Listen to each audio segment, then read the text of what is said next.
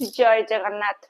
ଜାନୁଆରୀ ମାସର ପ୍ରଥମ ସୋମବାର ଯୋଉଟା 5 ଜାନୁଆରୀରେ ପଡୁଛି, ଆପଣ ନିହାତି ଏହି ମହା ଉପାୟ କରନ୍ତୁ। ଦେଖିବେ ଆପଣଙ୍କର ଯେତେ କଷ୍ଟ ଦୁଃଖ ଅଛି ଦୂର ହବା ସହିତ ଆଉ ଆପଣଙ୍କର ଧନ ଧାନ୍ୟ ପରିପୂର୍ଣ୍ଣ ରହିଥିବ। ସୁନ୍ଦର ମାନେ ପ୍ରତିକାଟେ କହୁଛି ନା, ନିହାତି କରନ୍ତୁ।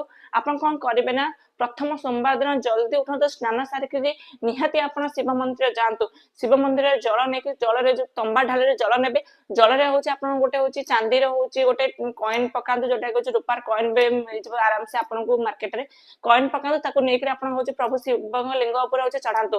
ଆଉ ସେଇ ଜଳ ଟିକେ ବଞ୍ଚେଇକିରି ଆପଣ ହଉଛି ବୃଷଭଙ୍କ ଆଗରେ ଯୋଉ ପାଦ ଅଛି ତାଙ୍କର, ତାଙ୍କ ପାଦ ଧୁଅନ୍ତୁ।